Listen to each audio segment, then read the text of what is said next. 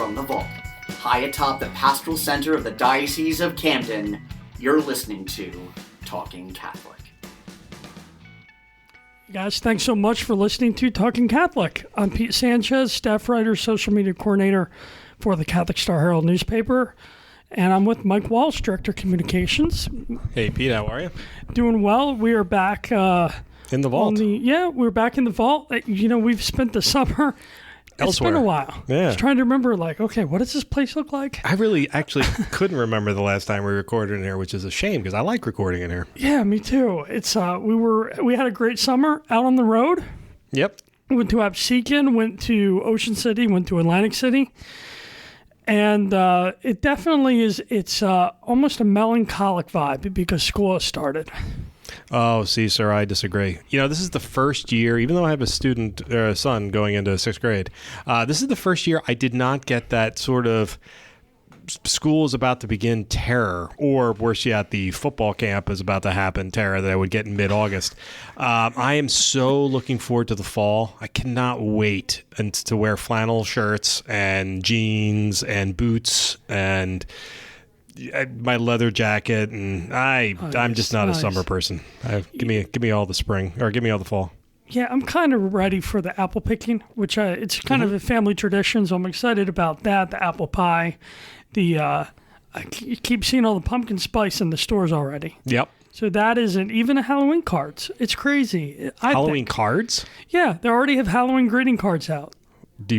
Is Halloween a greeting card holiday? Yeah, if you go to Wegmans in Cherry Hill, they have a whole set of Halloween cards. And Why would you give a Halloween card? Is it like a happy Halloween card? Yeah, I guess if you have family, or like my nephew's out in Oregon. You send him a happy Halloween card? I guess. I don't know. I've never sent or received a Halloween card. No, that's You've gotten candy. But the candy I got taken care of. That's no problem. But I've never offered a card for Halloween.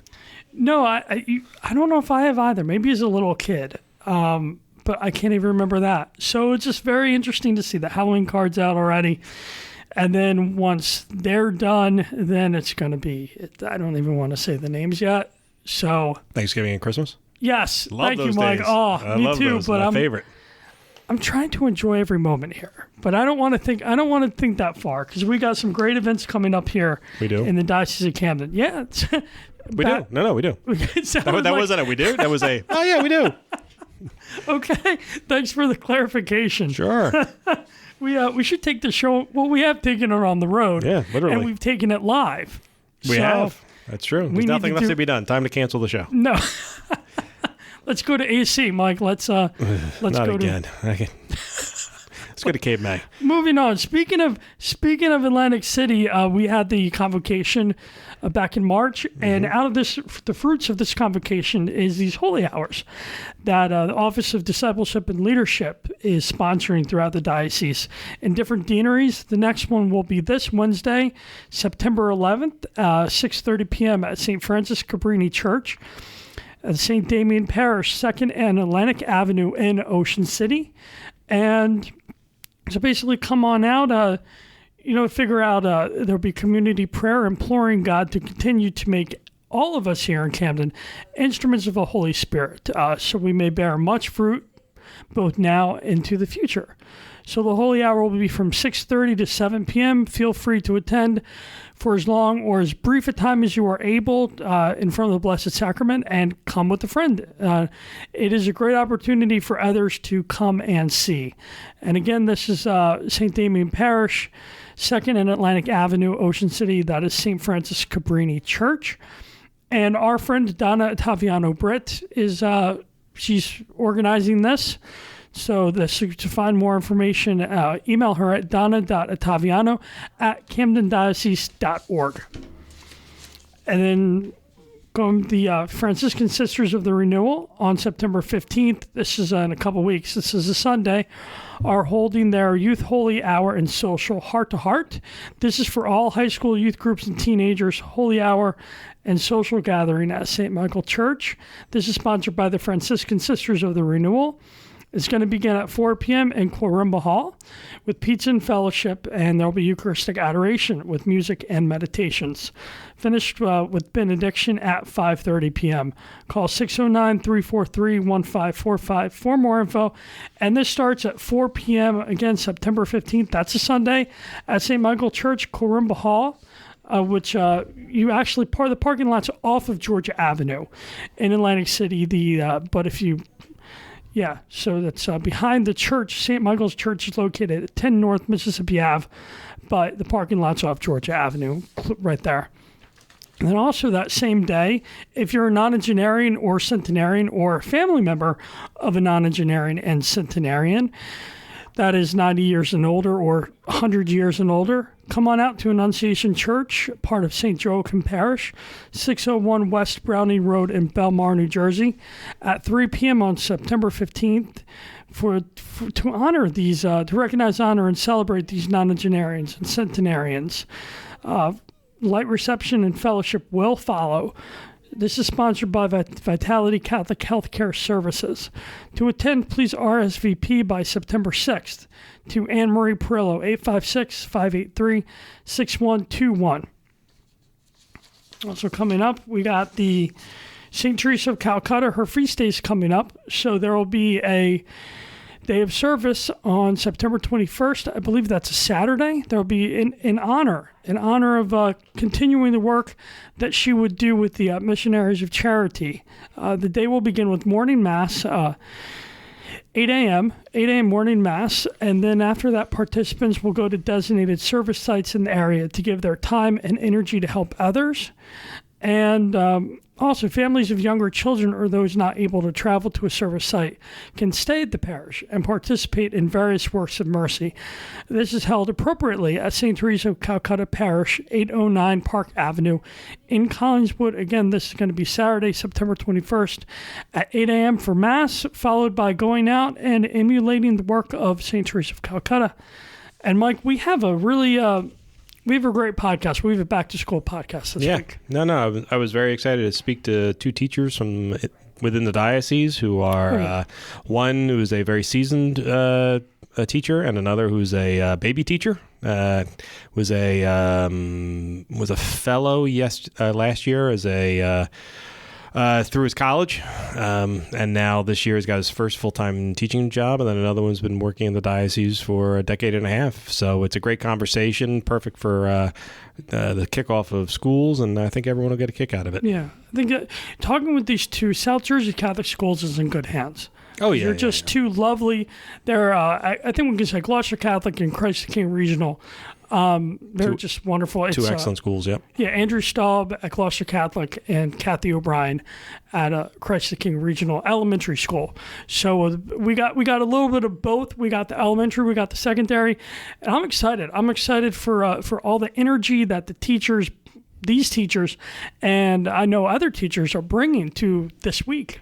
Yeah. So it's wonderful. South Jersey Catholic Schools. What is it? The gift of a lifetime, Mike? The gift of a lifetime. We say it over and over again because it is. It's a gift you give someone, and it's a gift you receive.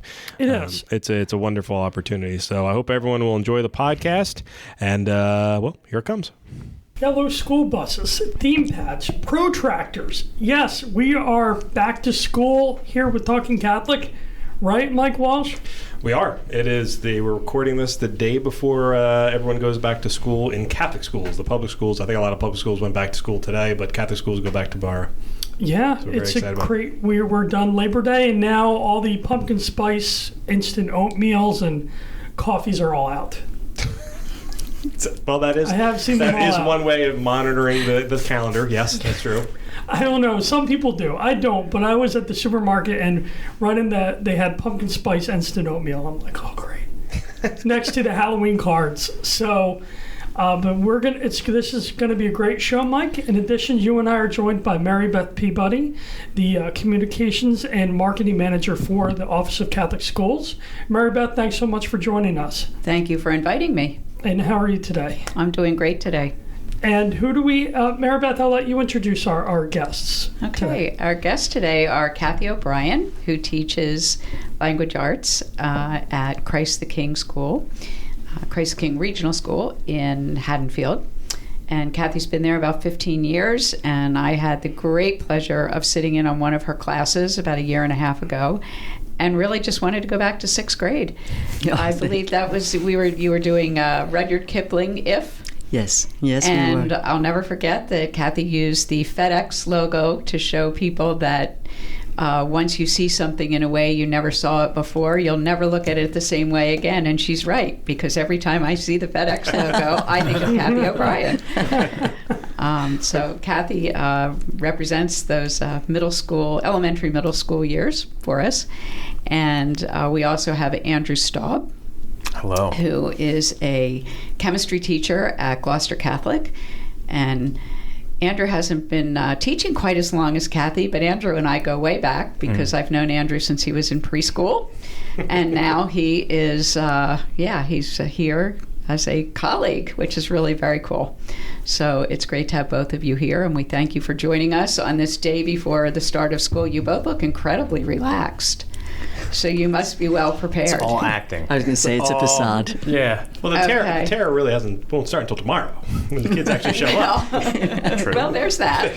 This is their last 12 hours of peace. We'll see how they look in 24 hours from now. Yeah, exactly. So I would love to know sort of what today, yesterday, these what does it look like to get ready, and what do the next 10 or 12 hours feel like, knowing that they are coming tomorrow, whether you're ready or not? Cathy? Well, I think the last week or so, probably since the beginning of August, is a lot of preparation, getting the classroom ready, bulletin boards ready. For me, it's planning out the entire year. I like to know exactly what I'm going to be doing before I enter into the classroom, which is part of what we do with the language arts curriculum, the idea of backwards design, where you're going to be at the end of the year. You need to know that before you start. So I like to go in tomorrow morning and not have to do anything except for greet the kids, have everything ready. It just makes me more comfortable. Do you have a lot of repeat students? Do you teach multiple grades to where you might have somebody that you had last year? Yes, so I have 5th and 6th grade language arts. So the children that were in 5th grade will be in my 6th grade, which is terrific because then I can build upon those skills that I taught them in 5th grade and really explode them in 6th grade. So and I like having the same children. You develop such a kinship with them. Great. Andrew, What do you do to get ready for tomorrow? Well, right now I am halfway through my unboxing of all my chemistry supplies, and it feels like Christmas over in Gloucester Catholic just because it's all the new toys, it's all the beakers and the Erlenmeyer flasks that I got to get put into their correct place so that, all the students, when they have to gather their supplies, know where everything is and that everything's organized. So say someone else has to walk into the class, they know where they need to get some of my materials. So there's that aspect to it, as well as having the preparing to get the student list together. I know we had meetings upon meetings about the things like classroom management, things like curriculum overview. I'm a bit of a newer teacher, so I have a lot more of these kind of earlier stages to go through with some nice help from some mentor teachers, which has been really awesome at Gloucester Catholic. I have an excellent chair who's been helping me get my classroom stuff together and helping me get the right kind of materials that she's used in sharing materials like that, which has been awesome. So I have seen you 2 years in a row at New Teacher Orientation. And there's a unique reason for that. Can you explain that? So last year I was still getting my master's degree, but I was getting it through the ACE program. I was an ACE fellow, which means I was taking grad school classes while teaching a full course load of chemistry classes and a physical science class as well. This year I have a new class. I have AP Chemistry, and I'm finally a full-time teacher. I'm no longer a partial student. So I'm put back into the books as a new teacher again, which it's kind of fun. It's always good lessons too. So there you go. Now, you're as a Gloucester Catholic teacher.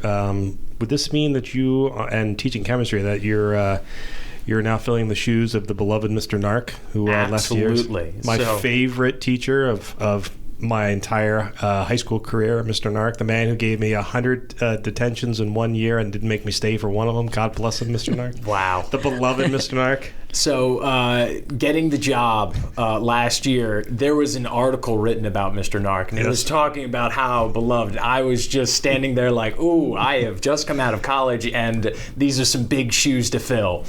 The support of the faculty around you can really help you make your own style to things. I might not be the Mr. Nark that you know, but I'm hoping that my students love the Mr. Staub that they see. There you go. Well, and that's really the key. With any teaching, it's the truth of the matter is, the teachers who are always the ones you remembered and they were always great are the ones that are authentic. And I get the impression, Andrew, you're rather young, so I'll assume you're authentic. You're a millennial, and I'm told millennials appreciate authenticity, so that probably goes a long way.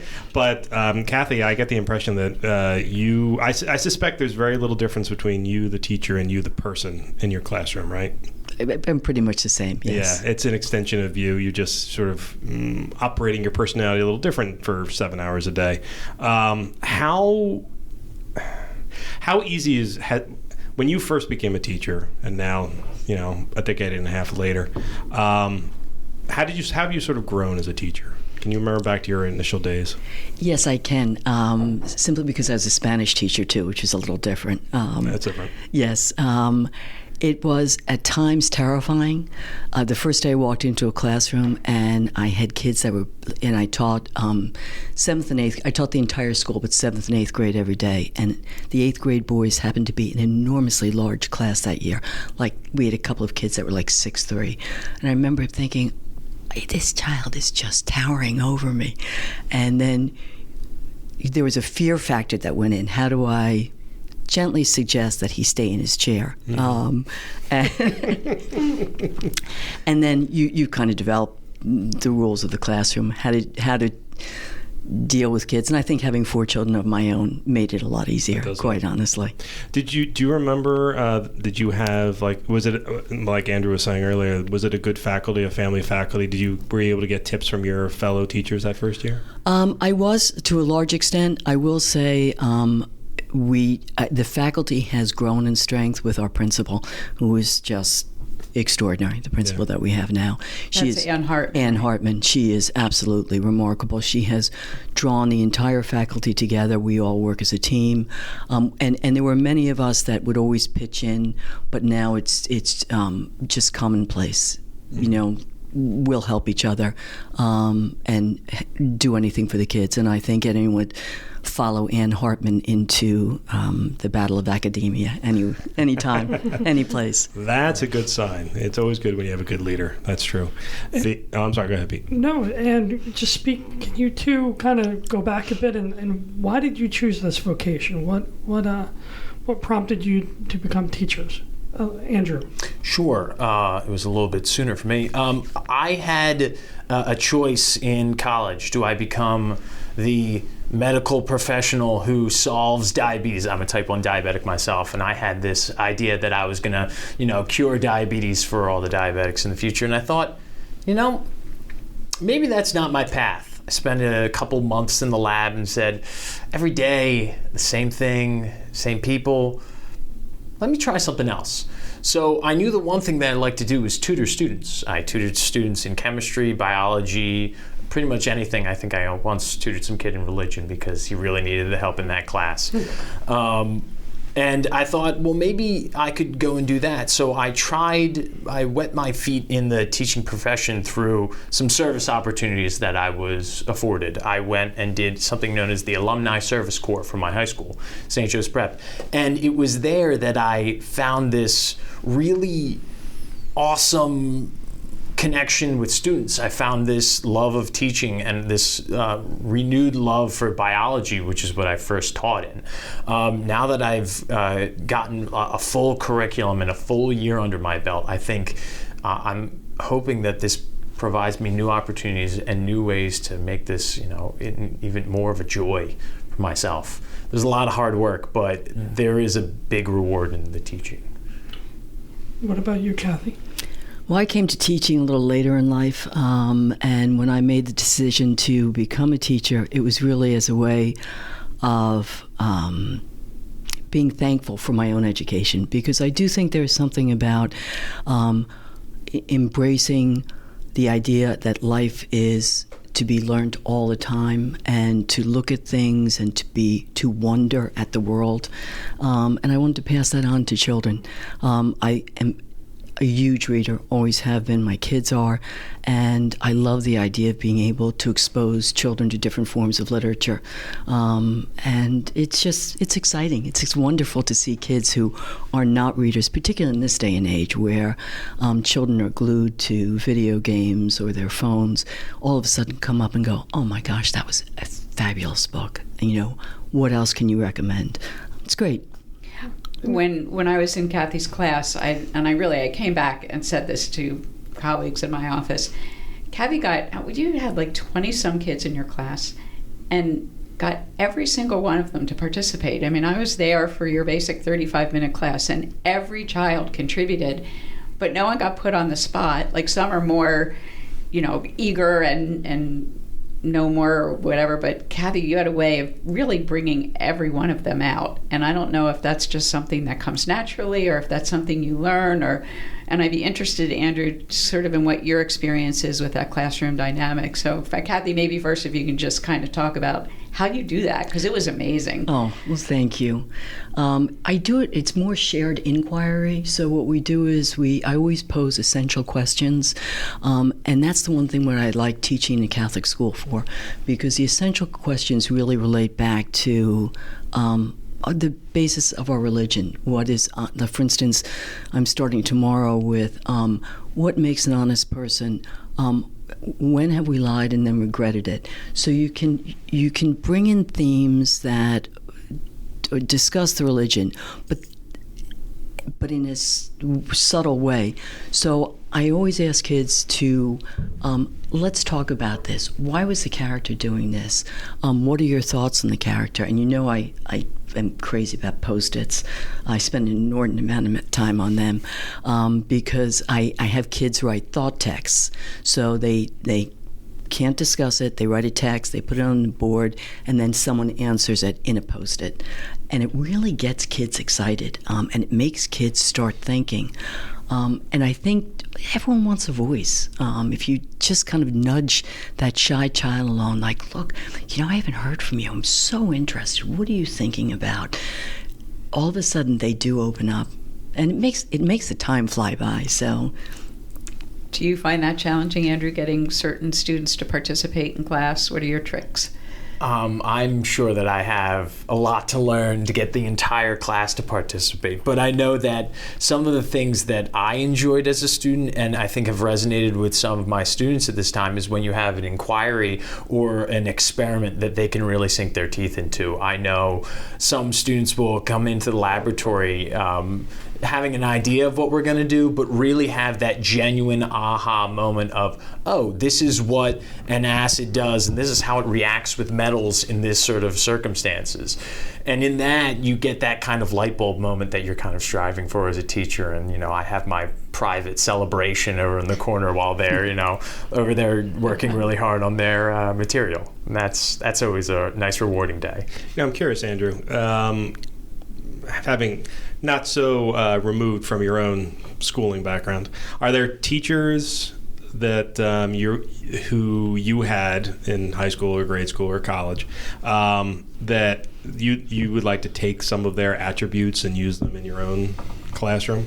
Yes, I have a dual answer on this. I know that whatever attributes I may take from those teachers that I really loved and really cared about, I have to put them through my own lens. Mm-hmm. I know I have to be authentic to my style of teaching, which could be different from any number of the people I aspire to. But I know, and it is strange, it's my theater director back in high school was that kind of charismatic person that could get an entire cast to do whatever. And a cast is not unlike a classroom. You'll still have your students who are in it for, who are in it just to socialize and who are really in it just to succeed. And he had this ability to pull the best out of everyone through a good, healthy wit and, humor, and really treating people like they had the capacity to understand, a capacity to behave like a professional. And that belief that students can achieve, it inspires them to work up and do the classwork that they've been assigned, even if it might just be a simple worksheet or a bigger project. So I think that's one of those people that has always stayed in my mind whenever I've thought about my style of teaching. I think that was Mr. Braithwaite? That was Mr. Braithwaite. Okay, yeah, because there's a little St. Joe's Prep connection here. Mary Beth's kids. You had how many children? I had one son. One son. St. Joe's Prep. And then Cathy, it's funny, you and I had that connection where I went to school with your son. We were the same year, and Andrew now. But I was thinking of the prep. I was thinking of the chemistry teacher I had. Mr. Fian. Mr. Fian, I also had Mr. Fian. You did? He was a riot, Mr. Yeah, Fian. and that's the thing. Because when I think, it seems like pop culture and chemistry teachers, they're all kind of wacky, maybe long. Maybe you'll get like that in a few years with the beard. I'm sure. But one of the things he had, and I got asked, are you going to use this experiment? I think it was the fireball, where he took the overturned water cooler jug. Okay. Does that sound familiar to you? I don't think he did that in my year. Oh, maybe he was asked not to. I have used other things that are similar, and I've stolen from him. There's always a good one when you get pure magnesium and you put it in water. It starts to flame and it starts to fizz around.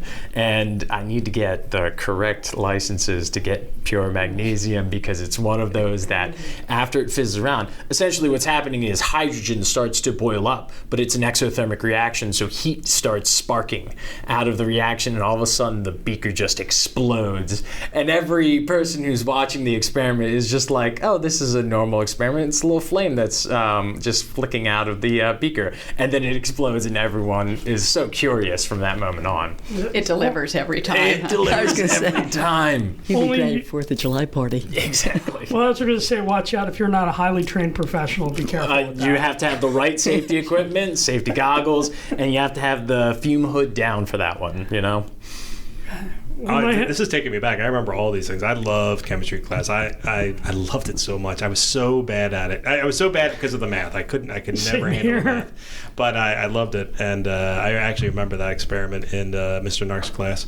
I will tell, as a young teacher, I'll give you one other warning. My mom was started at Gloucester Catholic as a chemistry teacher in 1980, I think.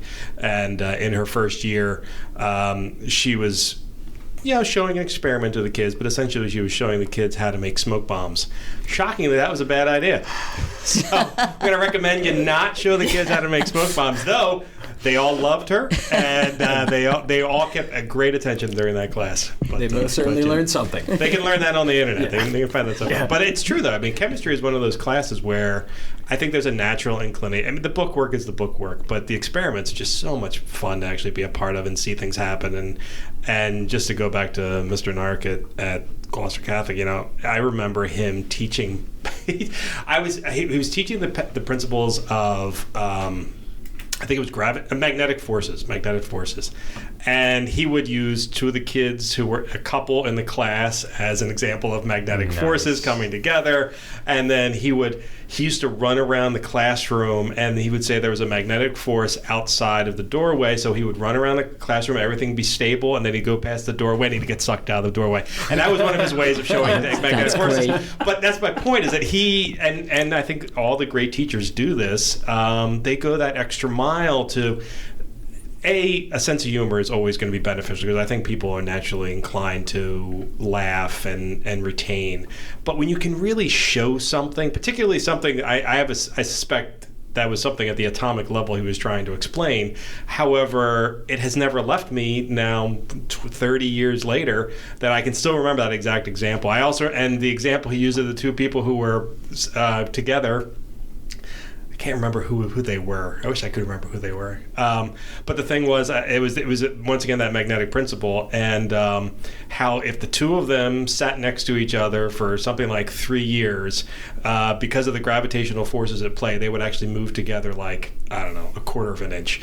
Showing that it was to show that everything has a gravitational force. Everything in nature has a gravitational force. Anyway, my point being, 30 years later, this is still in my brain because of the great way Mr. Nark did it. Now I had the benefit of teaching at Gloucester Catholic for 1 year, and I will say that Mr. Nark was, even though he was still teaching there at the time, I tried to teach the way he would have teach. Unfortunately, I was teaching history and English. It was hard to show physical properties in a history and English class, but it's true. I think teachers who really go the extra mile and who are going to be remembered not just for being great teachers, but for presenting information that can sometimes be difficult to comprehend in a way that can be comprehended, is where you're going to find the greatest value.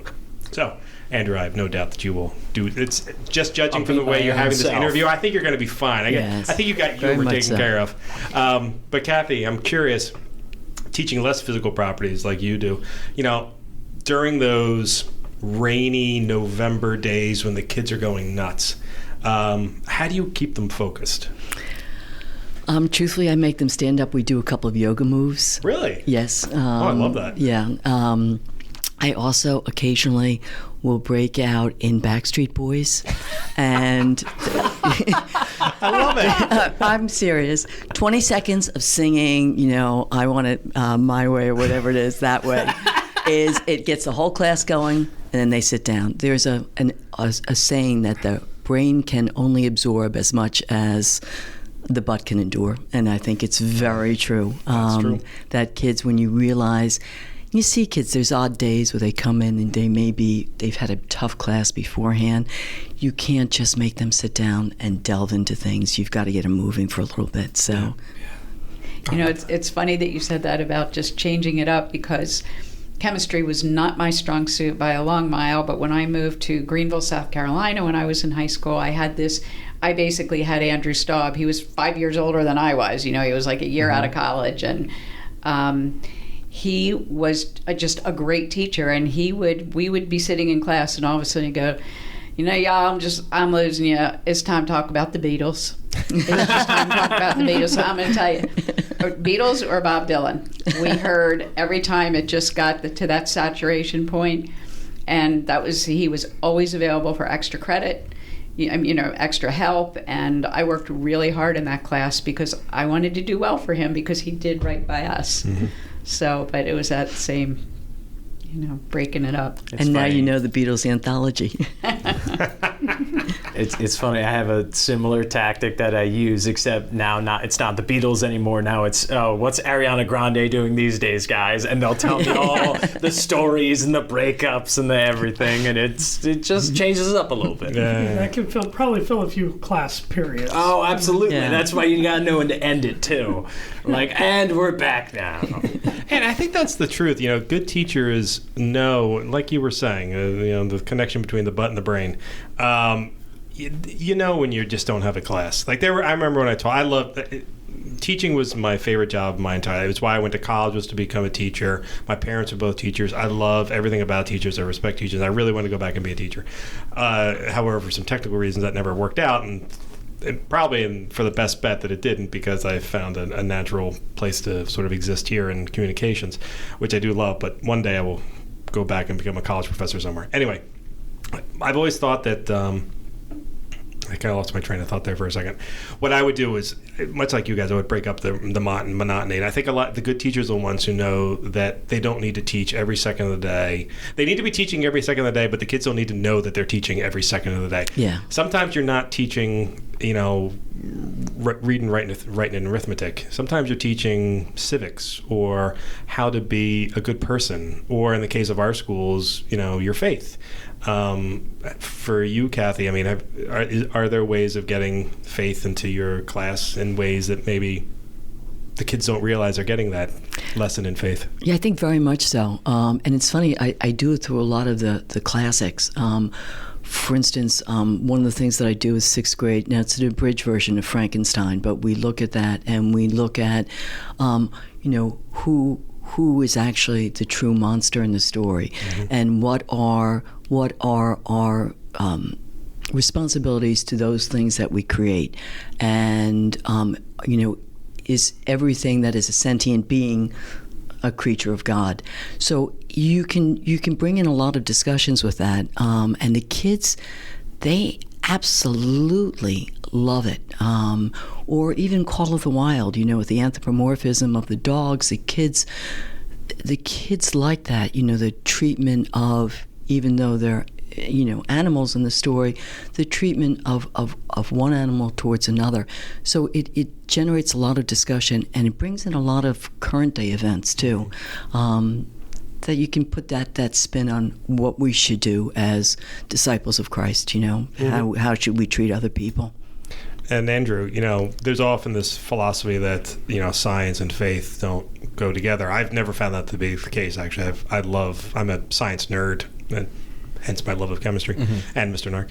But my job is also the faith. And I think that it is possible to combine the two. Have you, in your limited time, been able to make that connection? I have found that as a science teacher, a lot more students will, off the cuff, approach me about some topics like that. And that's the time where I really get the chance to go and delve into my faith life. I've gotten a chance to go on the Kairos retreat at Gloucester Catholic, which I think is an immensely important retreat for young people to be making. And I think it makes all the difference in that high school life. But I think it's also nice to, I start my class out with a prayer. And I think that's really helpful in setting the tone of, hey, this is still part of our faith. Science is not something that you need to divorce from your faith life. We have only about 3 minutes left of our conversations. I'm wondering is there anything, when I was a teacher, and many teachers that I know, sometimes, they'll talk about what's difficult about their job, and oftentimes the answer is the parents. Is there any advice you would give to your parents for the beginning, or the parents of the students in your classes as they prepare their kids to start another school year? I think just be realistic about your child. I think one of the biggest problems is in this society, particularly when you are in an more affluent society, is that people tend to think that every child has to be high achieving, and you're doing a disservice to the child who isn't high achieving. You just want to be the best that you can be, and I think to take those pressures off a student makes a huge difference. But pretty much I think the parents are supportive. They wouldn't be sending their children to Catholic schools and spending the monies. Yeah, that's a very good point. How about you, Andrew? Any suggestions for parents? That was an absolutely excellent one. I think remembering that, us teachers are human too. I know that there are some parents who really are trying to push their students to the top, and I applaud them for really supporting their students like that and supporting their children. But just to remember that, the teachers are human, students are human, we're all human. That's easy to forget sometimes. Pete, Mary Beth, any last questions for our guests? Or each other? We want to talk about St. Joe's Prep a little more? Well, no, Andrew. No, I was kidding. I was kidding. We're not talking about St. Joe's Prep. We're talking about Diocese of Camden. Jeez, you. Boy. Well, I want to thank you all for joining us today. Thank you very much, particularly the day before classes. Thanks for making the effort to come out today. Mary Beth, thanks very much for sitting in. It was very appreciative. Sure. The two of you are great. You're welcome back anytime you have something to promote or want to just sit down and chat with us. We can come back anytime. We'd be happy to come out to the school as well. We're always a fan of being out in the schools. And Pete, thanks for setting all of this up. And to our listeners, thanks for listening. And we will talk to you next week.